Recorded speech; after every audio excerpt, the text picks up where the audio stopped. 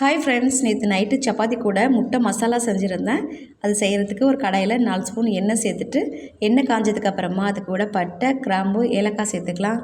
அடுத்து 2 medium size பெரிய வெங்காயத்தை கட் பண்ணிவிட்டு சேர்த்துருக்கேன். வெங்காயத்துக்கு கூட கருவேப்பிலை, உப்பு சேர்த்துட்டு வெங்காயம் நல்லா வதங்கினதும் அது கூட 1 ஸ்பூன் இஞ்சி பூண்டு பேஸ்ட்டு சேர்த்துக்கலாம். இஞ்சி பூண்டோட பச்சை வாசனை போனதும் அது கூட 2 தக்காளி சேர்த்துக்கலாம்.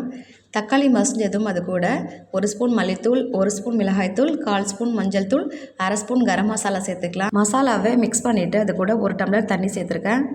தண்ணி சேர்த்துட்டு கொதி வந்ததுக்கு அப்புறமா தேங்காய் அரைச்சி வச்சுருந்தேன், அதையும் சேர்த்துக்கிறேன். தேங்காய் சேர்த்துட்டு 2 நிமிஷத்துக்கு அப்புறமா 5 முட்டையை வேக வச்சுருந்தேன். அதில் 1 முட்டையை சின்னதாக கட் பண்ணிவிட்டு சேர்த்துருக்கேன். 4 முட்டையை பாதியாக கட் பண்ணியிருக்கேன். பாதியாக கட் பண்ண முட்டையை சேர்த்துட்டு இந்த மசாலா அது மேலே சேர்த்துக்கலாம். அப்போ தான் மஞ்சக்கரு வெளில வராது. இப்போ மூடி வச்சுட்டு ஒரு 3 நிமிஷத்துக்கு அப்புறமா ஓப்பன் பண்ணிவிட்டு கொத்தமல்லியும் கருவேப்பிலையும் கட் பண்ணிவிட்டு சேர்த்துருக்கேன். அவ்வளோதான், முட்டை மசாலா ரெடி ஆகிடுச்சு.